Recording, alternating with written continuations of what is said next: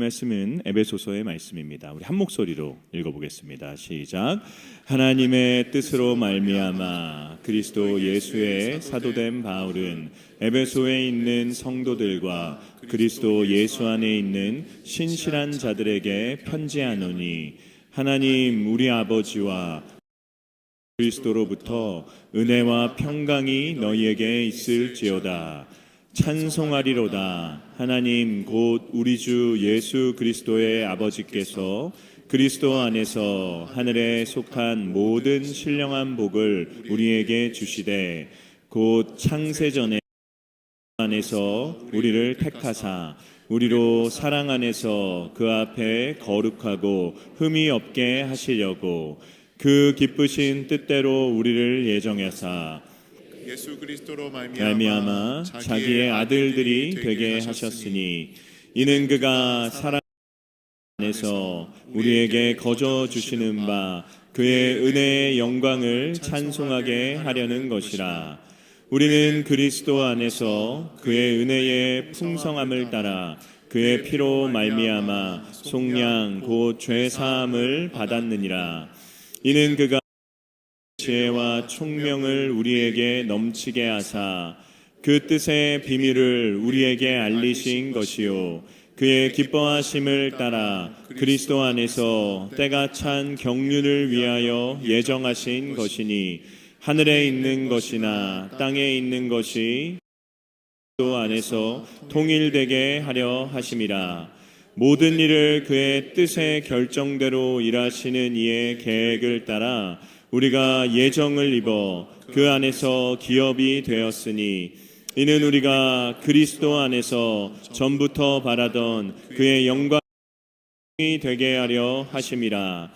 그 안에서 너희도 진리의 말씀 곧 너희의 구원의 복음을 들고 그 안에서 또한 믿어 약속의 성령으로 잉치심을 받았으니, 이는 우리 기업의 보증이 되사 그 얻으신 것 하시고 그의 영광을 찬송하게 하려 하심이라.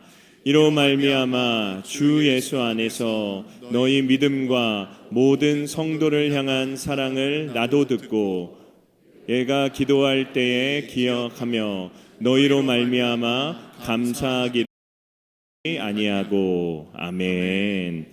오늘 우리에게 말씀을 전해주실 목사님을 소개하겠습니다. 글로벌 문도하우스의 원장님으로 섬기고 계시고요. 또한 우리 청년들 중에 한동대학교 다니는 청년들 있나요? 한동대학교에 교목분이 6분 계신데 또 섬기시는 우리 교목실장님으로, 한동대학교 교목실장님으로 섬기고 계십니다. 또한 은혜샘물교회 은태 목사님이십니다. 사실 한국교회의 큰 어른 중에 한 분이세요. 우리 귀한 어른 목사님을 모실 수 있다는 것이 얼마나 감사하고 또 얼마나 축복입니다. 박은조 목사님이신데요. 우리 목사님을 보내주신 하나님께 또 우리 목사님을 환영하면서 우리 박수로 맞이하겠습니다.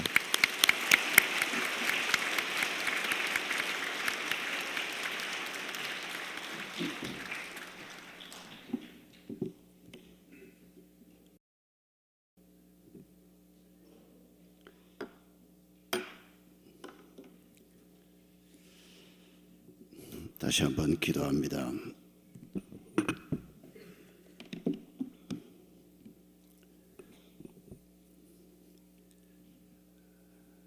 감사합니다. 저희를 이 세상에 보내신 분이 하나님이심을 믿습니다. 저희를 대구 땅에 살게 하시고 한국인으로 살게 하시고 또 보모교회 교인으로 살게 하신 하나님이심을 믿습니다. 오늘 밤 저희들이 우리를 세상 속으로 보내신 하나님께서 이 험한 세상에서 어떻게 지혜를 주시고 어떻게 능력을 주셔서 이 험한 세상에서 하나님이 기뻐하시는 그리스도인으로 살 수 있을지 하나님의 지혜를 간구합니다. 하나님께서는 속에 들어와 있던 에베소 교회 성도들과 1세기 그리스도인들에게 에베소서 말씀을 주셨습니다. 이 말씀 속에서 하나님께서 고난 속에 있는 성도들에게 주시는 중요한 가르침이 있음을 믿습니다. 그 힘으로 힘겨운 고난의 세월을 이겨내고 또 개인적으로 믿음의 길을 걸어가기 쉽지 않았던 초기 그리스도인의 삶을 아름답게 살았던 것을 압니다. 하나님, 2000년의 세월이 지났지만은 그들은 여전히 힘든 길을 걸어갈 수밖에 없어서 하나님께서는 우리가 걸어가는 길을 좁은 문으로 들어가는 길이라고 말씀하셨습니다. 우리가 이 세상 속에 사는 삶을 이리떼 속에서 양이 사는 것 같다고 말씀하셨습니다. 하나님, 이 밤에 저희들이 에베소서 첫 부분의 말씀을 통해서 하나님께서 저에게 주시는 선물을 얻기를 원합니다. 하나님께서 저에게 주시는 귀한 가르침을 받기를 원합니다. 이 가르침 받아서 이 세상에서 그리스도인 아름다운 하나님이 기뻐하시는 능력 있는 성도의 삶을 살기를 원합니다. 우리의 약점을 극복하고 우리의 죄를 극복하고 우리의 환경을 극복하고 우리를 둘러싸고 있는 환경이 우리를 짓밟지 못하게 하고 하나님이 평안을 누리면서 믿음의 길을 가기를 원합니다.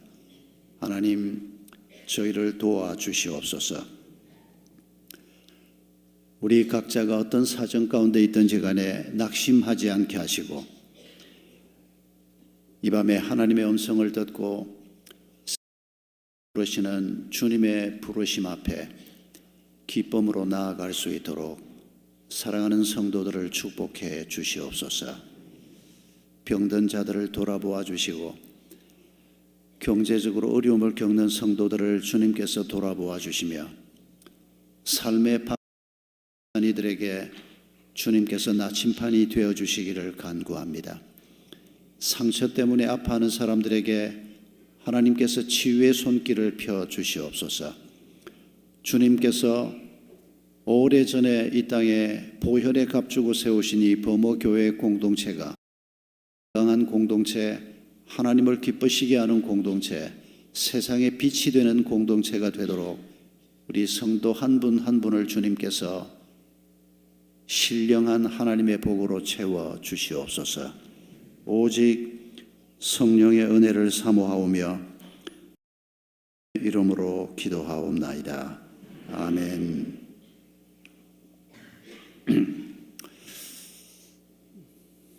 성도 여러분, 하나님께서 오늘 밤에 여러분을 찾아오셔서 네가 이 세상에서 그리스도 잘 살아갈 수 있도록 내가 너에게 한 가지를 준다면 넌 뭘 구하겠느냐 이렇게 물으신다면 여러분은 뭘 구하실 생각입니까?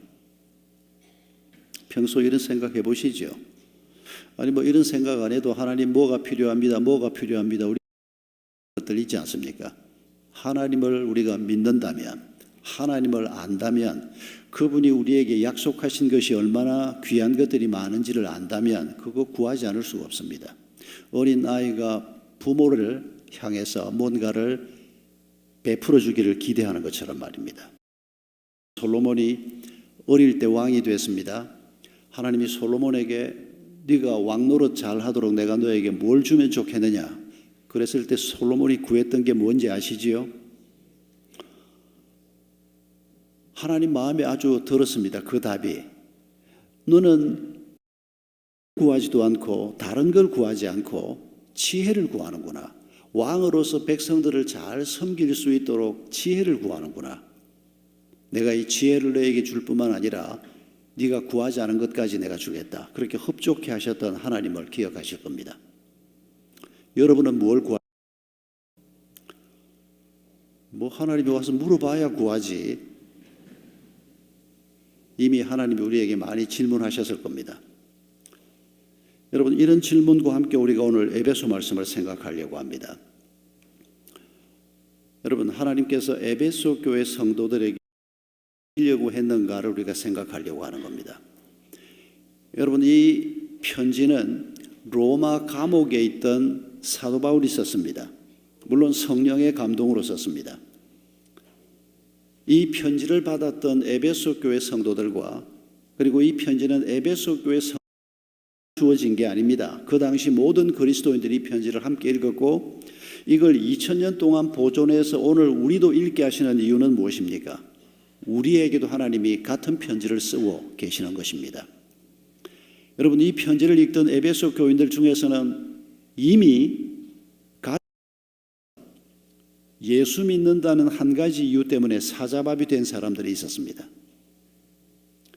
이미 다른 잘못이 있는 게 아닌데 예수 믿는다는 한 가지 이유 때문에 감옥에 끌려간 가족들이, 친구들이 이 사람들에게는 이미 있었습니다. 이미 왔습니다. 그리고 이 고난이 하루아침에 끝나는 게 아닙니다. 서기 313년에 로마의 콘스탄틴 황제가 밀라노 칙령을 발표해서 기독교를 인정할 때까지 무려 250년 동안 이 고난이 계속됩니다. 이렇게 이 고난이 오래갈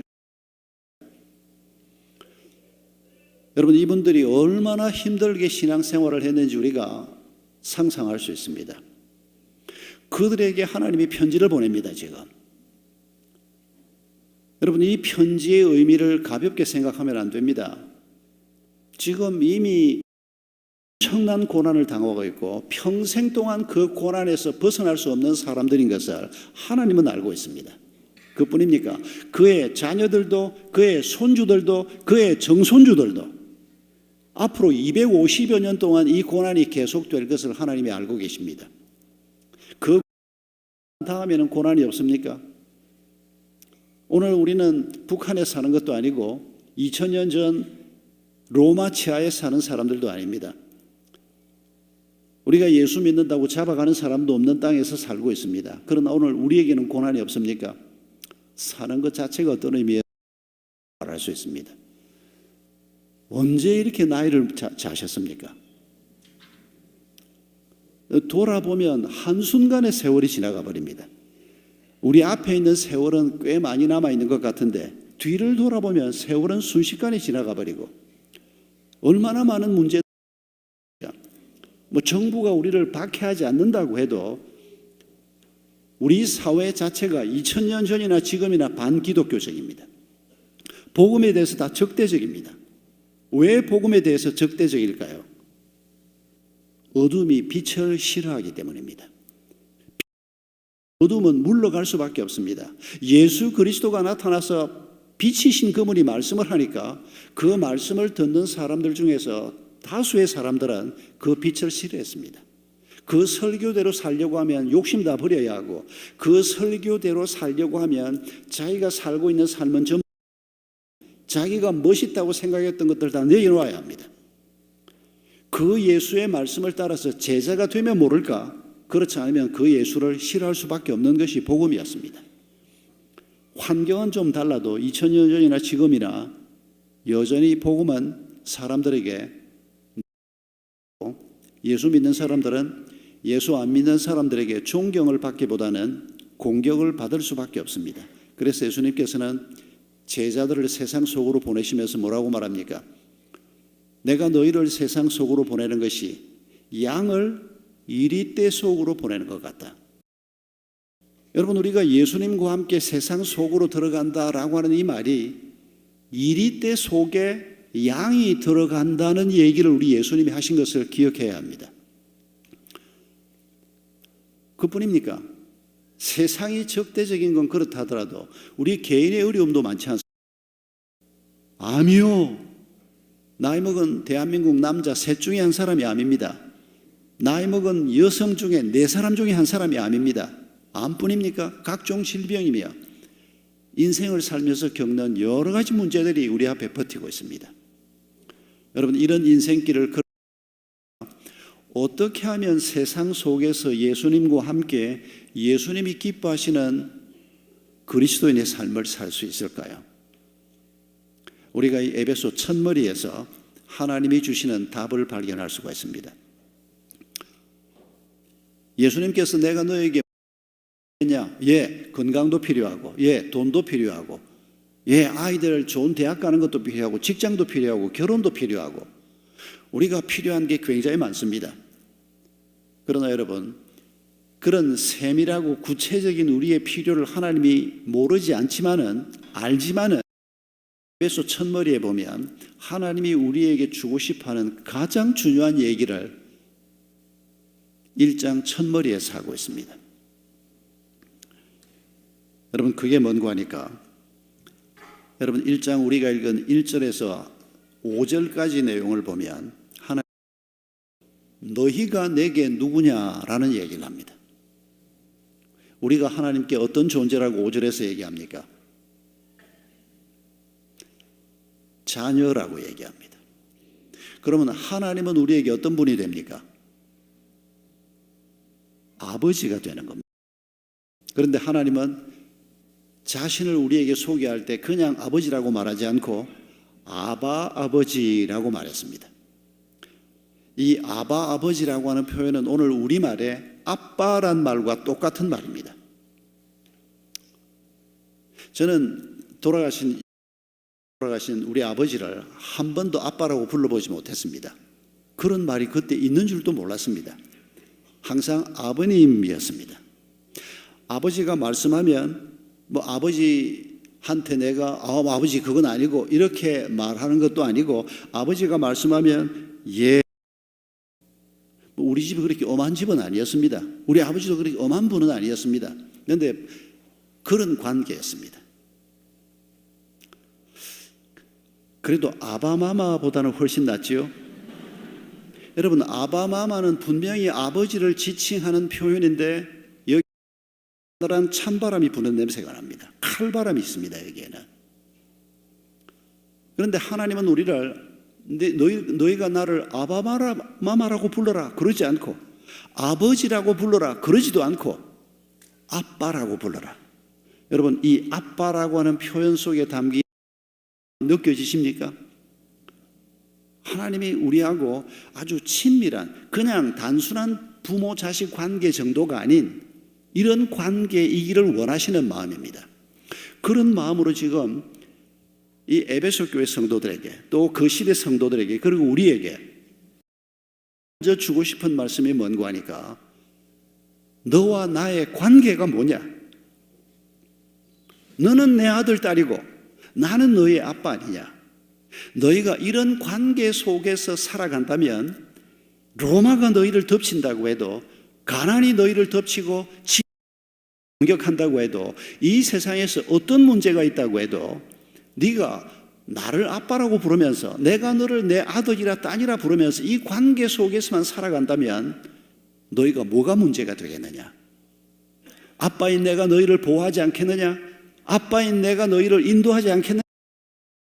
여러분, 하나님이 이렇게 말씀하시는 이 관계의 선물, 이 관계의 복을 제일 먼저 언급하고 있습니다. 여러분, 이 관계라고 하는 것이 참 중요한 의미가 있습니다. 여러분, 유명한 얘기가 돼서 여러분도 언론에서 접한 적이 있을 수 있습니다만 한번 들어보십시오. 하버드 대학에서 몇 년 전에 85년 동안 연구해온 연구 결과를 발표했습니다. 그리고 책이 나왔는데, 이 영어로는 그냥 The Good Life인데 우리 한국말로 번역할 때는 뭐라고 번역을 했는가 하니까, 세상에서 가장 긴 행복 탐구서, 이렇게 번역을 했습니다. 우리 한국말 번역이 이 책의 더 딱 정확한 설명입니다. 여러분, 1930 하버드 대학의 하버드 의대의 성인 발달 연구소에서 이런 프로젝트를 하나 시작했습니다. 그때가 미국이 대공황에서 벗어나기 위해서 몸부림치고 있을 때입니다. 미국 사회 전체가 굉장히 힘들 때입니다. 그런데 하버드 대학에서 하버드 대학 2학년 재학생 268명과 그리고 하버드 대학이 있는 그 보스턴 도심 빈빈 지역의 비슷한 또래의 소년들 456명 해서 한 700 수십 명을 대상으로 해서 전부 나이가 한 18, 19된 아이들이었습니다. 청년들. 이 사람들을 데리고 85년 동안 평생 동안 이 사람들이 어떻게 살았으며 그리고 어떻게 행복을 누렸는가 하는 연구를 시작한 겁니다. 여성들을 선택하지 않은 것은 그때만 해도 아주 옛날이니까 어려움 때문이 아니었던가 생각이 됩니다. 700수십 명의 남성들을 대상으로 사인을 다 받았습니다.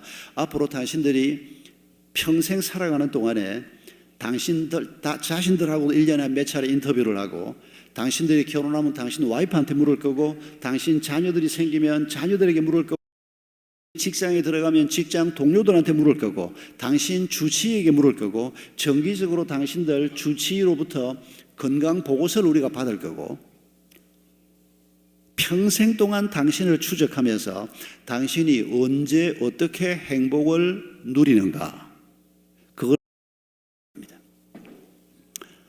여러분 이런 연구가 이전에 없었습니다.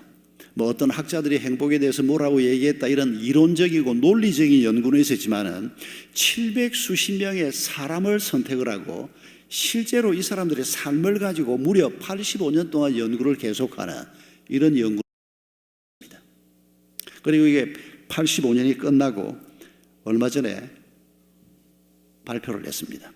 여러분 유튜브에서 하버드대 행복연구 이렇게만 쳐도 한국말로 더빙되어 있는 이 결과문을 여러분이 접할 수가 있습니다.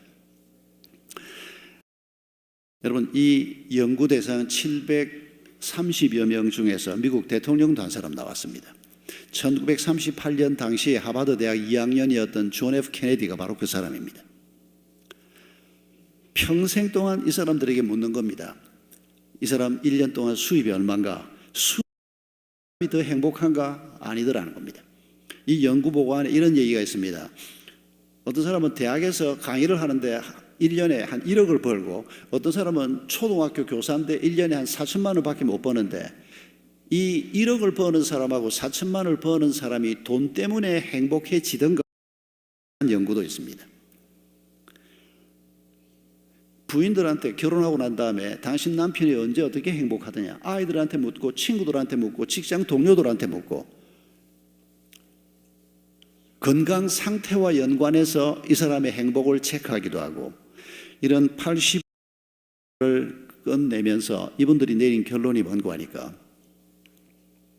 좋은 관계를 잘 유지했던 사람들이 가장 행복하더라는 겁니다. 이거 예수 믿는 사람들이 한 게 아닙니다. 예수하고는 상관없이 한 겁니다. 그러니까 평생 좋은 관계, 핵심적인 것은 부부 관계입니다. 그리고 부모 자식 관계, 가족 관계입니다. 그리고 주변 가까운 친구들과의 관계입니다.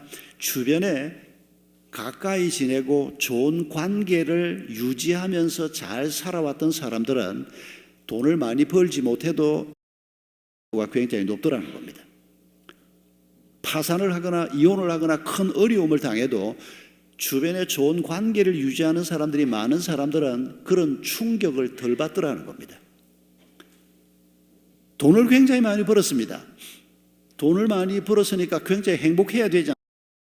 그런데 돈을 많이 벌었던 그때 오히려 더 술을 퍼마시고 엉망진창이 돼서 인생이 더 바닥으로 꼬꾸라지는 사람도 있었습니다. 왜냐하면 큰 돈을 벌었는데 벌써 이혼한 지가 7, 8년 됐습니다. 애 새끼들 얼굴을 못 본 지도 벌써 5년. 좋은 일이 생겼는데 축하해 줄 사람이 아무도 없습니다. 함께 기뻐해야 기쁨이 2배, 3배가 되는 거 아닙니까? 가까이에서 함께 기뻐해 주는 사람이 없으니까 좋은 일이 생겼는데 돈을 많이 벌었는데 오히려 더 마음이 외로워지고 더 술을 퍼먹게 되고 더 건강이 나빠지게 되고 있습니다. 가까운 사람들과의 좋은 관계를 잘 유지하면서 산 사람들은 치매도 늦게 오더라는 겁니다. 기억력도 더 잘 보존이 되더라는 겁니다.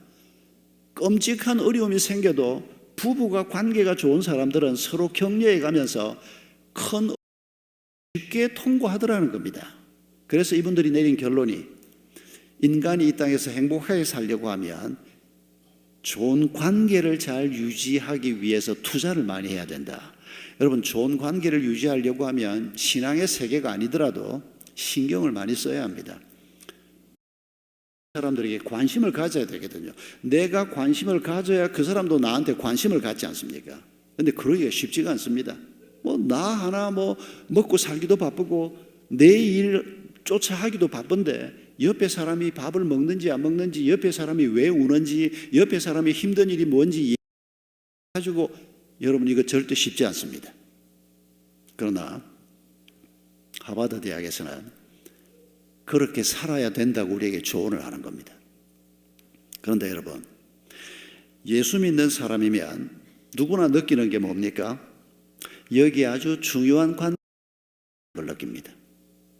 예, 인간관계 이거 굉장히 중요합니다. 얼마나 큰 집에 사느냐보다 얼마나 좋은 관계 속에 가족들이 잘 사느냐가 중요하다는 거 모르는 사람 없습니다. 조금만 지혜로운 사람이면 다 압니다. 그러나 이 사람들도 잘 모르고 세상 사람들이 잘 모르는 것, 가장 중요한 관계가 하나 빠져 있습니다. 하나님과의 관계입니다. 여러분, 성경 말씀을 조금만 우리가 자세히 읽어보면 우리가 하나님과의 관계를 잘 회복하면 이 하나님과의 관계 안에서 부부관계, 부모 자식 관계, 이웃 아름답게 세워지게 됩니다.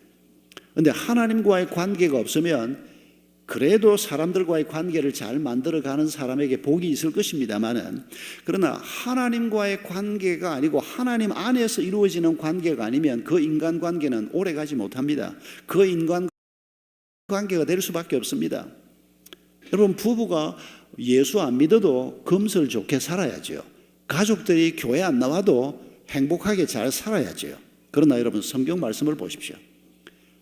예수 안에 있는 사람들에게 하나님이 약속하신 부부관계가 어떤 관계입니까? 에베소 5장을 그저 부부가 덜 싸우고 조금 더 이해하고 사는 이런 정도의 삶을 하나님이 약속하는 게 아닙니다. 에베소 5장을 보면 너희 부부가 이 땅에서 흠도 티도 없는 영광스러운 하나님의 몸인 교회가 되도록 너희 부부를 하나님이 약속하십니다. 이건 예수 안에 있는 사람들에게 주신 약속입니다. 예수하고 상관없는 사람들에게는 이런 약속이 주어지는 게 아닙니다.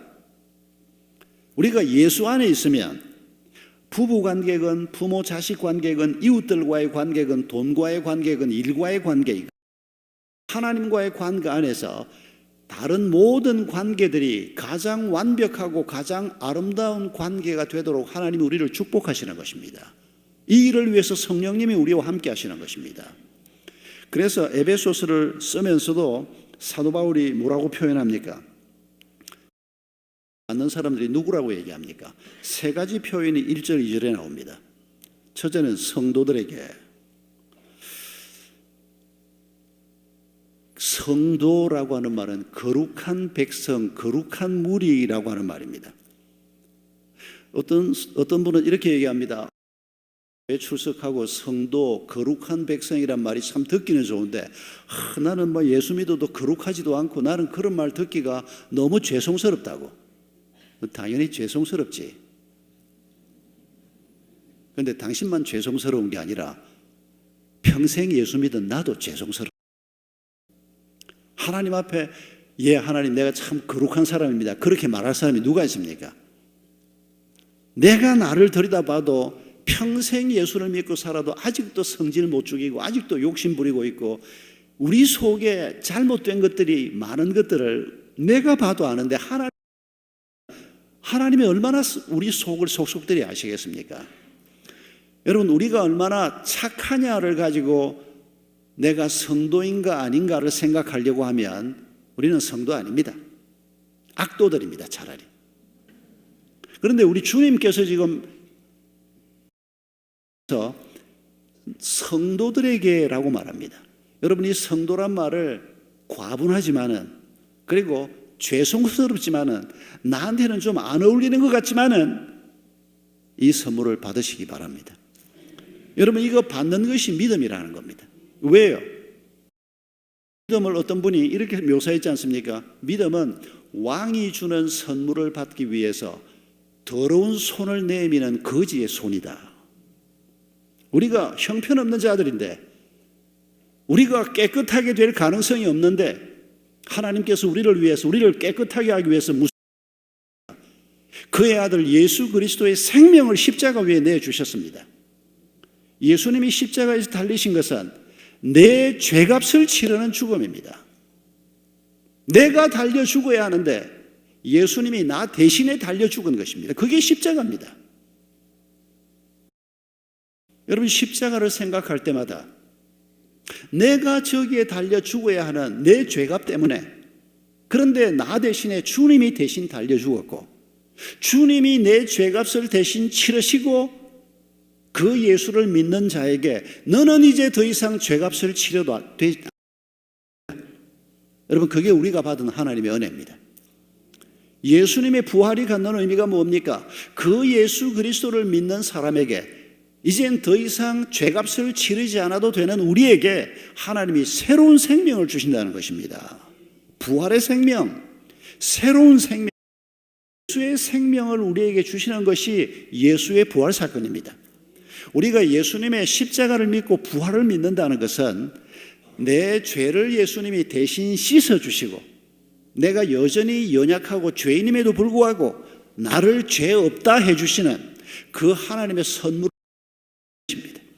예수님의 새 생명을 내가 받는 것입니다. 그게 성도란 말입니다. 그래서 성도, 거룩이란 말은 얼마나 깨끗하게 사느냐라는 의미보다 구별된 삶을 산다라고 하는 뜻입니다. 우리가 이부터 살았습니다. 죄가 뭔지도 모르고 살았습니다.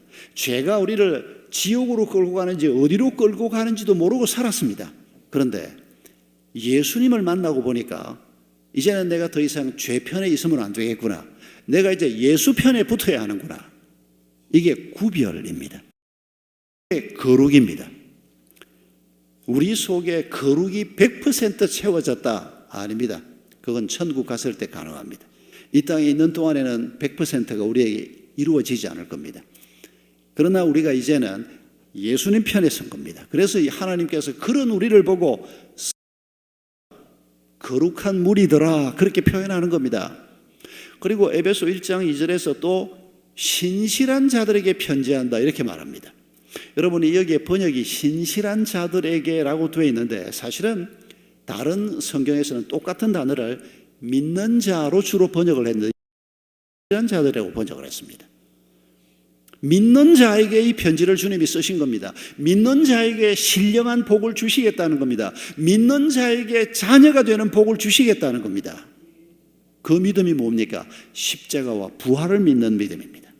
예수님의 십자가 사건이 내 새는 하나님의 은총의 길이었음을 우리가 믿는 것입니다. 예수님이 다시 부활하신 그 일을 우리가 보면서 예수님과 함께 내가 새로운 사람으로 살아났구나, 그걸 믿는 믿음입니다. 이런 믿음을 가지고 있으면 우리가 신실한 자가 되는, 믿을 만한 사람이 되는 것입니다.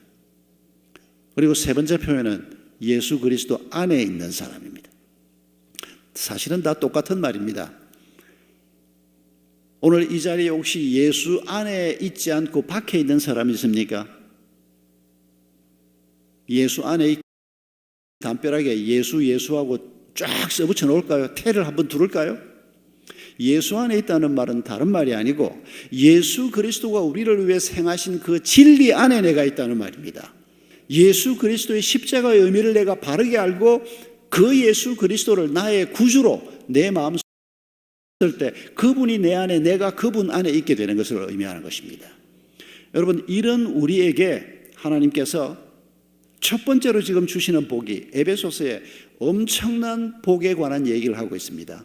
성경이 보물찾기입니다마는 특히 에베소서가 그런 편지입니다. 너희 아비다. 너희는 내 자녀다. 여러분, 이 아름다운 관계를 지금 말씀하고 있는 것입니다. 여러분, 우리는 세상을 살면서 자주 오해를 합니다. 무슨 오해를 하는 거 하니까 예수님께서 우리를 이리떼 속으로 양을 보내 말씀하시니까 우리가 양의 모습으로 세상을 살라고 해보니까 힘이 듭니다.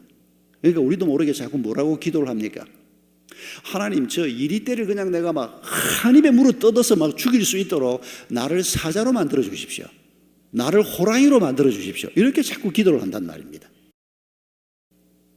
나는 그런 기도하고 한 적이 없는데 저 양반 무슨 얘기를 하는 거야? 이렇게 생각하시는 분은 조금 더 생각해 보십시오. 주님, 우리 동창들 중에서 아니 뭐 공부도 나보다 못했고 뭐 인물도 나보다 못했는데 저기 어떻게 시집 잘 가가지고 동창이만 되면 그냥 막 근사한 옷 입고 그냥 좋은 차 타고 와서 폼을 재는데, 내가 예수 믿고 30년인데 내가 저것보다는 좀 더 잘 살게 해주셔야 내가 나가서 한번 좀 예수 얘기도 좀 할 거 아니겠습니까? 여러분, 우리가 이렇게 생각하는 게 이게 어디에서 나온 생각입니까? 우리 주님이 이렇게 말씀하신 적이, 우리 주님이 얘들아 내가 그냥 명품을 걸치고 내가 예루살렘 거리를 한번 걸을 테니까 그러면 대제사장 서기관 바리새인들 저것들이 다 입을 콱 다물도록 그냥 내가 예루살렘에서 제일 비싼 집을 사가지고 내가 거기서 성경 공부 인도를 하마. 예수님은 입니까? 그런데 우리는 자꾸 뭐라고 생각합니까? 예수님은 한 번도 생각한 적이 없고 우리에게 약속한 적도 없는데 우리는 자꾸 그런 방식으로 생각을 합니다. 여러분, 이게 바로 세상 방식입니다. 여러분, 이게 바로 이리보다 더 힘이 센 자, 이리보다 더 폼나는 자가 되려고 하는. 근데 주님은 그런 길을 걸으신 게 아니고 이리가 물어 뜯으면 뜯기고 이리가 욕을 하면 욕 먹고, 그들이 예수님을 죽일 때 결국 그들에게 죽임을 당하는, 이건 호랑이의 길이 아닙니다. 이건 사자의 길이 아닙니다. 누가 봐도 이건 양의 길입니다. 그런데 그런 길을 걸어간 이 양이 죽임을 당했지만은 이리보다 강하고 이보다 강한 사자나 호랑이보다 더 강한 무엇을 이겼습니까? 죽음을 이기셨습니다. 죄를 이기셨습니다. 여러분, 우리는 돈이 힘이 제일 센 줄 알고 이 세상에 눈에 보이는 것들이 힘이 센 줄 알지만은 여러분, 가장 힘이 센 죽음이요? 죄입니다. 우리 주님이 양의 길을 걸어가면서 결국은 죽음을 이겨내시고 죄악을 이겨내시는 이런 길을 걸어가셨던 것을 잊지 마십시다. 그리고 제자인 우리에게, 자녀인 우리 같은 길을 걸으라고 말씀하시는 겁니다. 우리가 세상 속에 살고 있는데 왜 하나님이 내 사업체를 좀 팍 키워서 그냥 그러면 내가 헌금을 좀 10에 1조만 하는 게 아니고 10에 3조 4조에서 선교도 하고 교회가 더 멋있는 일도 할 건데, 그 기도가 잘못된 기도는 아닙니다. 그런데 어디가 잘못됐는지 아시겠습니까? 하나님이 우리 호주머니를 털려고 하는 게 아닙니다. 여러분, 하나님이 우리에게 정말 원하는 것은 정말 우리가 이 세상에서 강한 자가 되고 지혜로운 자가 되고 아름다운 자가 하나님의 자녀답게 되는 것입니다. 하나님을 아빠라고 정말 부를 수 있고 그 아빠와 자녀가 친밀한 관계 속에 있는 것, 이것보다 더 강한 것이 없고 이것보다 더 아름다운 것이 없다는 겁니다. 그래서 자녀인 우리의 삶의 목표가 4절에서 뭐라고 얘기합니까? 행복하게 살고 아닙니다. 노후를 편안하게 살고, 혹시 노후가 좀 편안해지는 일을 위해서 늘 기도하십니까? 그 기도하지 마십시오. 이런 거 없습니다. 나이 들면 병나게 되어 있고 자식들 효자 없습니다. 자식들 쳐다보지 마십시오. 불효자만 아니면 다행입니다. 하나님을 바라보고 사는 겁니다. 4절에서 하나님의 자녀된 우리의 삶의 목표가 뭐라고 말합니까? 하나님이 우리에게 주신 목표가 편안하게 사는 게 아니고 병 없이 사는 게 아니고 다 병 걸리게 돼 있다니까요. 저도 5년 전에 암 수술 받았습니다. 그래서 일찍 은퇴했습니다. 지금은 멀쩡하게 그렇게 서 있습니다만은 언제 또 암뿐입니까? 언제 또 제가 혈압도 높습니다. 고혈압 약 먹는 지가 벌써 10년 됐습니다. 다 문제가 생기게 되어 있습니다. 그래서 문제 없게 해주세요. 그런 기도는 하나님이 안 들으십니다. 그래서 편안하게 살자고 기대하지 말고 4절에 거룩하고 흠이 없게 하시려고 우리를 자녀 삼으셨다고 말합니다. 거룩해진다는 말이 무슨 말입니까? 우리의 아빠이신 하나님을 닮는다는 말입니다. 하나님이 가진 목표가 나의 목표가 되고 하나님의 전략이 나의 전략이 되고 하나님의 마음이 나의 마음이. 여러분, 이게 거룩입니다. 이게 구별된 세상과는 다른 길을 걸어가는 삶입니다. 여러분, 이런 사람이 이 세상에서 진짜 큰 사람입니다. 돈 있는 사람이 큰 사람이 아니고 권력 있는 사람이 아니고 하나님을 많이 닮으면 닮는 만큼 그 사람이야말로 가장 중요하고 큰 사람이 되는 것입니다. 하나님께서 우리에게 바로 이런 사람이 되는 관계 축복을 우리에게 주시겠다고 에베소 1장 첫 부분에서 말씀하고 있는 것입니다. 여러분, 우리가 오늘 하나님이 내 아빠시고 내가 하나님의 아들이다 딸이다 이거 모르고 지금 이 자리에 앉아 있는 분이 아무도 없을 겁니다. 그럼에도 불구하고 우리가 이 얘기를 또 이렇게 힘주어 사는 이유는 이게 너무도 중요하고 이게 우리 삶에서 죽는 날까지 우리가 목표해야 될 가장 중요한 신앙의 본질이기 때문입니다. 그런데 우리가 착각하는 것 중에 또 뭐가 있는 거 하니까 사실은 하나님 집에서 하나님의 아들, 딸이 아니고 조카 짓을 하면서 사는 사람들이 많습니다. 여러분, 조카도 굉장히 가까운 사람입니다. 저도 조카들이 굉장히 많습니다. 우리가 5 형제고 처갓집에도 5 형제거든요. 내 막내 처제는 애가 5입니다. 우리 누님도 애가 4입니다. 걔들 다 지금 결혼해서 또 애기 낳았는데 조카들이 그러니까 10명이나 되니까 조카가 버글버글할 수밖에 없습니다. 걔들을 위해서 새벽마다 기도하는데 조카만 해도 굉장히 가까운 사이입니다. 그런데 아들하고 딸하고 조카하고는 분명히 다릅니다. 그거 모르는 사람도 또 없을 겁니다. 하나님 집에 들어와 있고 하나님을 아버지라고 부르긴 부르고 하나님하고 꽤 친밀한 사이가 되긴 됐는데 사실은 아들이 아니고 딸이 아니고 조카 노릇을 하고 있는 사람이 많다는 겁니다. 하나님을 아버지라고 부르는데 하나님이 진짜 아버지 정도밖에 안 되는. 여러분, 작은아버지하고 친아버지하고 차이가 뭔지 알지 않습니까?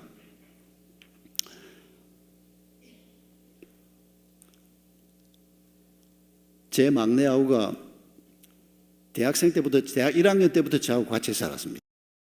학원 졸업하고 장가가고 애 낳고 저하고 같이 또 교회 개척하는데 같이 동참하고 그리고 이제 나이 들어서 이제 제가 처음 개척했던 샘물교회 지금은 장로로 있습니다. 우리 재수는 이제 권사가 되고 우리 집안 전체에서 첫 장로 권사입니다. 근데 걔들 딸이 둘이 있습니다. 정현이, 도현인데 얘는 내가 가족들을 위해서 기도할 때마다 우리 아들하고 막내 동생하고 혼돈을 자주 합니다. 대학 1학년 때부터 내가 학비 대고 같이 살고 그래 놓으니까 때로는 아들 이름하고 내 동생 이름을 막 혼동하기도 하는데 그런 관계이다 보니까 얘 아이들은 특별한 조카입니다. 제가 태어날 때부터 또 교회도 얘들 유아 세례 내가 베풀고 교회도 같이 다니고 유치부부터 시작해서 같이 계속 교회를 다니고 제가 샘물교회 나올 때까지 그랬거든요. 그 집에 지금은 뭐 대학 졸업하고 직장 생활 잘하고 있는 이제 어른이 됐는데 얘가 보통 내기가 아니었습니다.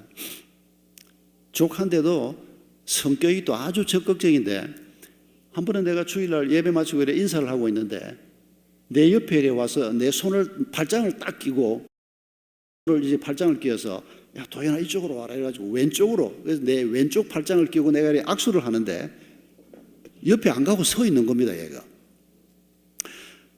이제 교인들하고 이제 악수를 하는 거죠. 그러면 얘가 가끔씩 한 사람씩 이렇게 지나가는데 어떤 사람을 보고 뭐라 그러고 우리 큰아빠예요. 우리 큰아빠예요. 이러는 겁니다. 그때 얘가 유치부 초등학교 한 1학년쯤 됐나 그럴 때인데 얘가 왜 이러나 했는데 정신이 없어서 인사한다고 몰랐지요. 한참 그러고 있더니 없어졌습니다. 또 오후에 이제 우리 집에서 놀고 있는데 오후 늦게 벌써 지 엄마하고 아빠하고 교회 일 다 마치고 이제 집으로 갔고 제 아내한테 남긴 말이 뭔고 하니까 여보 오늘 도연이가 당신 옆에 서서 인사 같이 했다지? 그랬지. 왜 그랬대? 그러니까 얘가 그때 1학년이 돼서 3월이었던 노아입니다. 반에 올라간 겁니다. 새 선생님을 만난 겁니다. 그런데 이 선생님이 자기가 담임 목사님 조카인 줄을 모르더래요. 얘가 화가 난 겁니다. 초등학교 1학년이지만은 우리 담임 목사님, 우리 교회 담임 목사님이 우리 큰아빠인데 선생님이 자기가 누군지도 몰라보고 그냥 똑같이 아예 대하니까 얘가 화가 난 겁니다. 얘가 온 교회에 자기가 조카라는 걸 알리고 싶어가지고 내 옆에 서가지고 우리 큰아빠예요. 우리 큰아빠예요. 지금 큰아빠 내가 그런 적 없는데 왜 자꾸 그러냐고 창피합니다마는 얼마나 성격이 활달하고 적극적이고 내가 어떤 조카보다 걔를 이뻐했습니다. 걔가 우리 집에 놀다가 가면 언니, 오빠, 사촌, 오빠 우리 집 애 셋인데 막 끌어안고 가려고 합니다. 그러면 엄마가 안 돼. 울면서 놀던 거 인형 갖다 놓고 오빠 공 갖다 놓고 엄마가 그런 거 가져가게 합니까? 언니들이 싫어할 거 뻔한데 그러니까 울면서 다 갖다 놓고 울면서 집에 가는 경우가 굉장합니다. 애가 큰엄마가 지를 그렇게 이뻐하고 큰아빠가 지를 그렇게 이뻐하고 그래도 주스나 우유가 먹고 싶으면 어쩌는 줄 아십니까? 다 아시겠죠. 조카니까 큰어머니 우유 한 잔 마셔도 돼요 이랍니다. 그런데 우리 아들은 그럴까요? 안 그럴까요? 제가 우유를 어릴 때 특히 좋아했습니다. 걔는 장가 갈 때까지 같이 살았지만은 단 한 번도 엄마 혹은 아빠 주스 한 잔 마셔도 돼요 물어보는 적이 없는 놈입니다. 내가 언젠가 월요일날 집에 있었습니다. 그때가 여름이었는데 월요일 집에 앉아 있는데 얘가 그날 학교 좀 빨리 갔다 왔어요. 그날 시험 때인가 어쩐가 문을 열고 다녀왔습니다. 아빠 집에 계시네. 저는 소파에 앉아 있고 집사람은 안방에 앉아 있었습니다. 얘가 가방을 지방으로 탁 던지더니 냉장고 문을 여는데 그때 중학생입니다. 그때 이미 키가 저하고 비슷했습니다. 냉장고 문짝을 잡아 뜯을듯이 열더라고요. 얘가 얼마나 그냥 냉장고를 힘껏 여는지. 그리고 늘 얘가 집에 들어오면 우유부터 한 잔 먹는다는 얘기를 제가 들었습니다. 그런데 애가 우유를 찾는 걸 그날 처음 본 겁니다. 그런데 냉장고 문을 딱 열었는데 얘가 우유를 찾지를 못하는 겁니다. 왜요? 우유가 없기 때문에. 내가 얘가 집에 들어와서 냉장고 문을 열고 우유를 찾는 광경을 오래간만에 집에서 아들하고 만났으니까 보고 있었습니다. 왜 우유가 없거든요. 그러면 어쩌야 됩니까? 우유 없으면 물이나 한 잔 마시고 지방으로 가면 되지 않습니까? 그런데 이 녀석이 우유가 딱 없으니까 얼굴 색깔이 변하는데 내가 지금도 그 얼굴이 기억이 납니다. 표정이 탁 바뀌면서 나를 쳐다보지는 않고 다행히 안방을 쳐다보고 꽐을 지르는데 엄마! 꼭 요 톤입니다. 왜 우유가 없어요? 내가 좋아하는 거 뻔히 알면서 이 더운 여름에 집에 들어오면 내가 우유 한 잔 마시는 거 뻔히 알면서 왜 우유를 준비를 안 해놨냐는 거예요. 얼마나 뻔뻔스러운지. 아니 지가 전교 1등을 한번 해봤습니까? 지가 용돈을 한번 벌어온 적이 있습니까? 지가 뭔데 내 집에서 꽐을 지르고 왜 우유가 없어요? 그런데 전혀 밉지 않았습니다. 그 모습을 생각하면 지금도 제가 웃음이 나옵니다. 지금 장가가서 두 아이 아빠가 됐는데 지가 왜 그럽니까? 조카는 절대 못 그런다니까요. 딱 한 가지 이유뿐입니다. 아들이거든요. 그것 말고 아무 이유가 있을 수 없습니다. 여러분, 하나님이 우리를 조카라고 부르지 않고 아들이다, 딸이다 라고 말씀합니다. 여러분, 하나님이 우리를 그렇게 대하시고 우리도 그분을 아빠라고 부릅니다. 그러면 우리가 하나님의 집에서 하나님이 만든 이 세상 속 일은 여전히 많지만은 우리가 하나님의 아들로 딸로 살아야 될 거 아닙니까? 그런데 우리가 불신자는 아니니까 어중간하게 조카처럼 사는, 여러분, 이런 우리의 모습을 벗어 던져야 한다는 것입니다. 여러분, 새해를 맞으면서 좀 더 업그레이드가 돼서 우리가 예수님과 함께 세상 속으로 들어가지만은, 여러분, 조카 정도로 세상 속에 들어가서 살아서는 주님의 권능이 우리의 권능이 되지 못합니다. 주님과의 관계가 그런 어정쩡한 관계가 돼가지고는 안 됩니다.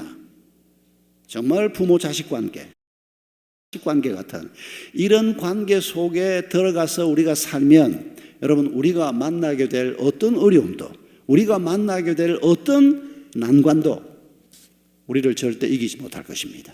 왜요? 우리의 아빠이신 그분 때문에. 우리와 함께 하시는 예수 그리스도, 이 세상에 어떤 장애물도 장애물이 되지 않는다. 그 얘기를 지금 에베소 첫 부분에서 하는 겁니다.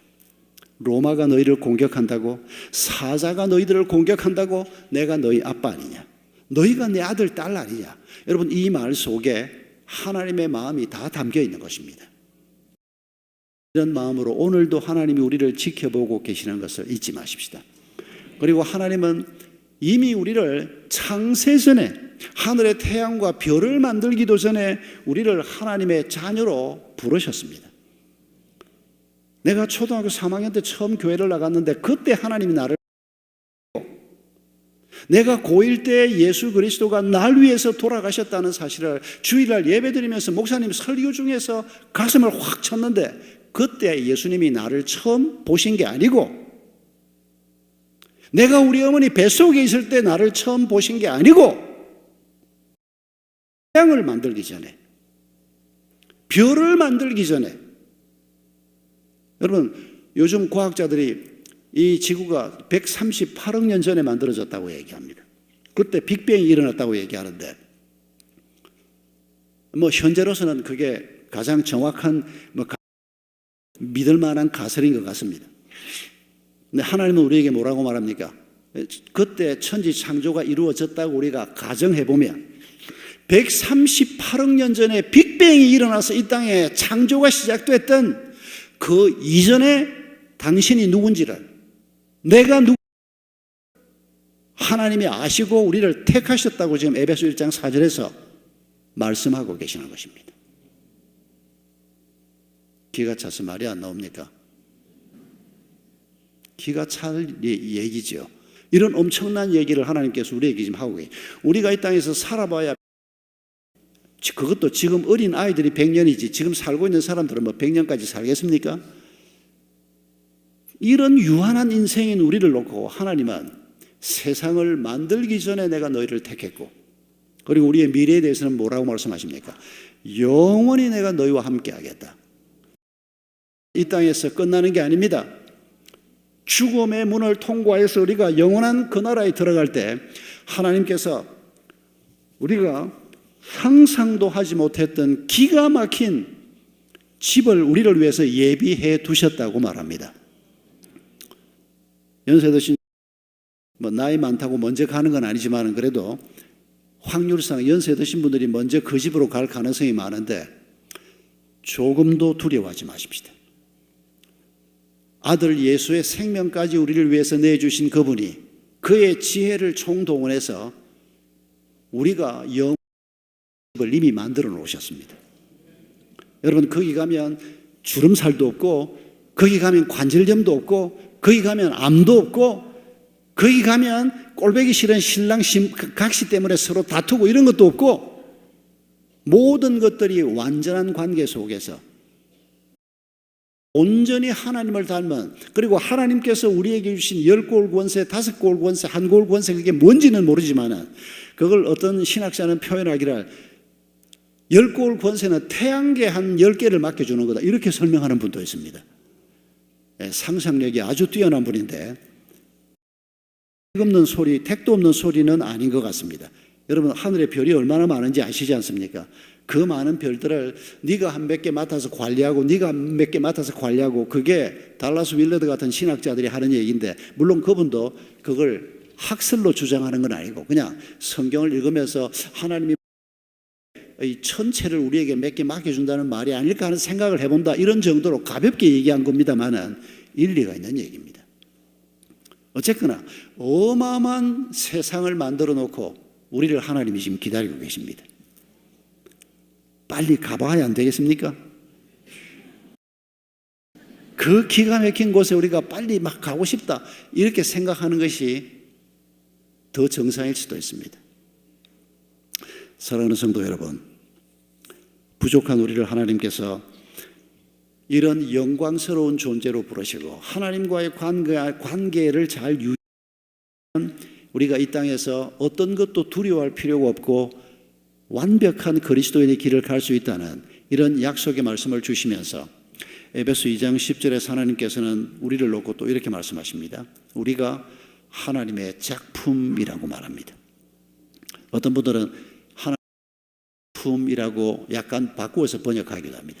만드신 바 혹은 작품이 정확한 의미입니다. 여기 하나님의 작품들이 아래 위층에 이렇게 가득 앉아 계십니다. 지금. 그런데 완성품은 아직 하나도 없습니다. 다 지금 만들어가고 있는 중입니다. 어떤 분은 여기가 좀 덜 만들어졌고 어떤 분은 여기가 좀 덜 만들어졌고, 그러나 하나님이 지금 우리를 암흑 구덩이에서 건져내셔서 우리를 씻으시고 우리에게 하나님의 마음을 주시고 우리의 생각을 바꾸어 주시고 점점 하나님 거룩해지고 흠 없어지도록 우리를 지금 만들어가고 있습니다. 여러분, 이 세상 남은 생을 바라보면서 세상에서 우리가 뭔가 얻게 될 것을 인생의 제일 목표로 생각하지 마십시오. 하나님을 닮는 것이 우리 삶의 가장 중요한 목표 잊지 마십시다. 그 목표를 가지고 살면 우리가 어떤 직업을 가지고 살든 이 땅에서 우리가 뭐 50년을 더 살건 30년을 더 살건 간에 하나님과의 아름다운 관계 속에서 즐겁게 복되게 우리가 믿음의 길을 걸어가며 어떤 장애물도 넉넉하게 극복하고 결국 우리가 하나님의 아름다운 작품으로 우리의 삶이 기록이 될 것입니다. 여러분, 손흥민이가 몸값이 얼마지요? 아니, 그걸 답이 막 나오는 거 보니까 여러분, 유명한 이번에 오타니인가 하는 미국 선수가 1조 가까운 미국의 그 야구하는 그 친구가 지금 전 세계에서 모든 스포츠 스타들 중에서 최고의 몸값을 받았다. 언론 뉴스에서 보았을 겁니다. 1조. 세상에 무슨 돈이 그렇게 엄청난 돈을 받고 가는 건지, 아무튼 몸값이 그렇다는 얘기 우리가 들었습니다. 손흥민이만 해도 뭐 엄청난 몸값을 받고 이강인이도 엄청나게 몸값이 계속 뛰고 있습니다. 요새는 또 황희찬이도 뜁니다. 지금 어마어마한 몸값. 여러분은 몸값이 얼마입니까? 아유, 얼마기는 지금 은퇴하고 나서 지금 연금 조금 나오는 거 말고는 아무것도 없고 아예 새끼들 용돈도 별로 안 준다 그냥. 우리 교회 은퇴 장로 한 분이 저한테 그렇게 얘기를 했는데, 예, 여러분, 우리가 현실을 놓고 생각하면 우리가 가지고 있는 게 얼마 없을 수가 있습니다. 여러분, 하나님도 우리를 그렇게 보실까요? 하나님도 야, 너 겨우 그렇게밖에 못 사는구나. 하나님이 우리가 가지고 있는 돈, 우리가 가지고 있는 몸, 우리의 가치를 평가할까요? 여러분, 하나님이 우리를 사시기 위해서 지불한 게 뭡니까? 손흥민이를 사기 위해서 지불한 게 몸값 아닙니까? 오타니를 얻기 위해서 지불한 게 지금 1조 어쩌고 하는 얘기 아닙니까? 하나님이 당신을 사기 위해서 지불한 무엇입니까? 예수 그리스도의 생명이라는 것을 기억하십시오. 여러분, 우리는 어떤 분이 표현한 대로 예수님 짤입니다. 예수님의 생명의 값이 나를 위해서 지불이 됐습니다. 내 곁에 있는 우리 형제 자매도 마찬가지입니다. 그래서 곁에 있는 그 사람을 소중하게 여기라고 말하는 겁니다. 여러분, 세상이 내가 가진 돈을 가지고 나를 평가해도 그 말을 믿지 마십시오. 세상이 내가 가방끈이 좀 짧다고 세상 학력을 가지고 나를 평가해도 그 말을 믿지 마십시오. 하나님은 우리를 그렇게 보는 게 아니기 때문입니다. 하나님은 세상을 만들기도 전에 우리를 알고 계셨고, 우리를 하나님의 자녀 삼았고, 하나님이 우리의 아빠가 되어주시고, 영원히 아빠와 자녀의 관계 속에서 우리가 살아가는 이런 소중한 사람이라는 것을 하나님께서 거리에서 가장 중요한 교훈, 가장 중요한 약속의 말씀을 주고 계시는 것입니다. 바로 이 말씀의 힘, 하나님이 아빠 되시고 우리가 그분의 자녀 되시는 이 힘으로, 이 관계의 힘으로 1세기 그리스도인들이 그에서 신앙을 지킬 수가 있었습니다. 오늘 우리에게도 하나님께서는 동일한 약속의 말씀을 주고 계시는 것을 기억하십시다. 말씀을 맺습니다. 마태복음 24장 38절 39절에 보면 노아 방주를 타지 못한 사람에 관한 얘기가 나옵니다. 누가 방주를 타지 못했을까요? 살인범, 사기꾼, 깡패들이 타지 못했을까요? 놀랍게도 마태복음 24장 38절 39절을 보면 네 가지 얘기를 합니다. 뭐 하다가 못한다고 하니까 먹고 마시고 장가가고 시집가고 요 네 가지 얘기를 합니다. 여러분 이게 무슨 의미일까요? 뭐 네 가지 중에 잘못된 거 있습니까? 죄 있습니까? 먹어야 되고 마셔야 되지 않습니까? 시집가고 장가가는 게 아니지 않습니까? 하나님이 주시는 복이라고 말씀했지 않습니까? 그런데 왜 예수님께서는 마태복음에서 이 말씀을 하십니까? 일상생활에 묶여서 하나님이 내 눈앞에서 행하는 일을 보지 못했다는 겁니다. 죄를 짓다가 보지 못했다. 예, 그럴 수도 있지만은 죄를 지은 게 아닙니다.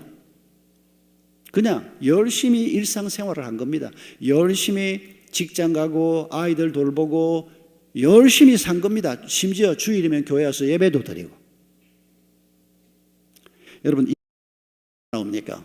인자가 왔을 때도 같은 일이 벌어졌다는 겁니다. 예수님이 오셨습니다. 안식일이면 성전에 가서 예배도 드리고 11조도 내고 열심히 일상생활을 했는데 내 눈앞에 온 예수 그리스도를 보지 못, 그분의 설교를 들었는데도 그분을 비판하는 자가 되는 이런 유대인들이 많았지 않습니까? 여러분 이 일이 1세기에만 있었을까요? 노아 때만 있었을까요? 오늘도 똑같은 일이 벌어지고 있습니다. 우리가 열심히 살아야 하지만 일상생활에 묶여서 내 삶 속에서 하나님이 행하려고 하는 일을 보지 못하고 일상생활에 묶여서 하나님이 우리 시대에 이 교회 공동체를 통해서 하고자 하는 일을 우리가 제대로 보지 못하고 그저 내가 생각한 신앙생활, 내가 생각한 고만한 사는 것을 나는 신앙생활이라. 그래서 주일날 교회 한번 왔으면 굉장히 신앙생활을 잘했고 11주 한번 하고 나면 굉장히 가슴이 뿌듯하고. 아닙니다. 여러분 그 정도를 주님께서 우리에게 요구하는 게 아닙니다. 주님께서는 우리가 다 하나님의 사람이 되기를 원하고 하나님이 주신 삶의 목표를 가지고 살기를 원하는 것입니다. 우리가 가진 인생의 목표가 만약 이런 목표가 아니라면 여러분 우리의 목표를 오늘부터라도 바꾸시기 바랍니다. 여러분 헬라의 알렉산더라고 하는 유명한 대왕을 아실 겁니다. 이 알렉산더가 부터 사냥개 2마리를 선물로 받았습니다. 이 이웃나라 왕이 사냥개 2마리를 주면서 왕이여 이 사냥개들은 대단히 훈련이 잘 되어 있고 왕이 아주 흡족히 여길 만한 훈련받은 개들입니다. 그래서 이런 귀한 사냥개 2마리를 선물을 받아서 이 개들을 데리고 토끼 사냥을 나갔습니다. 그런데 토끼들이 눈앞에 막 왔다 갔다 하는데 이 사냥개 2마리가 꼼짝도 안 하는 겁니다. 아니 이게 훈련 잘 받은 놈들이라더니 이게 뭐지? 그리고 또 얼마 후에는 이 개들을 데리고 다시 사슴 사냥을 나갔습니다. 사슴들이 막 달려서 가는데도 이 사냥개들이 꼼짝을 안 하는 겁니다. 알렉산더가 너무 화가 나서 2마리를 죽여버렸습니다. 그냥. 그리고는 그 서물한 왕에게 너 이거 훈련 잘 된 사냥개라더니 사냥감을 보고도 꼼짝도 안 하는 이게 무슨 훈련 잘 그랬더니 그 왕에게 뭐라고 통지가 왔는고 하니까 알렉산더 왕이야. 큰 실수를 하셨습니다. 그 개들은 토끼를 쫓고 사슴을 쫓는 개들이 아니고 그 개들은 맹수를 쫓는 개들입니다. 그것들 정도 보고는 아니고 맹수를 봐야 움직이는 애들이라는 겁니다. 그런데 그런 귀하게 훈련받은 애들을 죽였으니 왕이 실수하셨습니다. 이런 일화가 전해집니다. 하나님은 우리를 무엇을 위해서 훈련시킬까요? 세상에서 잘 먹고 잘 사는 사람? 아닙니다. 그 정도가 아닙니다. 세상 사람들이 보기에 괜찮다고 하는 사람? 아닙니다. 하나님이 보시기에 얘가 내 아들이다, 내 딸이다 할 만한 사람, 하나님을 닮은 사람, 그 사람을 보면 하나님이 생각나게 하는 사람, 그 사람을 보면 예수님이 생각나게 하는 사람. 여러분, 하나님은 우리를 그런 사람으로 키우기를 원하시고 그런 사람으로 세상 속에서 우리가 살기를 원하시는 것입니다. 여러분, 너무 엄청난 말씀이 돼서 우리가 감당할 수가 없는 말이지만은, 여러분, 어차피 우리가 하나님의 백성으로 부름을 받을 때부터 우리가 믿음의 길을 가는 것은 우리 힘으로 갈 수 있는 길이 아닙니다. 우리가 어떻게 죄를 이길 수가 있고, 우리가 어떻게 이웃을 사랑할 수가 있고, 심지어 원수까지도 사랑할 수가 있고, 우리 힘으로 해낼 수 있는 삶으로 부름을 받아 하나님이 우리를 도와주셔야, 하나님이 우리 속에 계셔야 가능한 삶으로 부름을 받은 겁니다. 여러분, 이런 하나님의 부르심을 우리가 다시 한번 기억하면서 이 세상을 살면서 내가 그저 세상 사람들이 생각하는 그런 가치를 따라서 살지 않고 이 세상 속에서 구별된 하나님이 내게 주신 이런 삶의 목표를 가지고 살리라, 이런 구별된 가정을 세우리라, 이런 구별된 자녀들을 내가 키우리라, 이런 구별된 자녀들이 우리 교회 공동체 안에서 자라나는 일을 위해서 내가 헌신하리라. 여러분, 이 길이 우리에게 주어진 길입니다. 다시 한번 확인하고 이렇게 하나님과 하나가 되어서 길을 걸어갈 때 우리에게 놀라운 기쁨이 있을 것이고 하늘의 평안이 오늘 우리의 것이 될 것입니다. 우리 함께 기도하십시다. 여러분, 이 시간에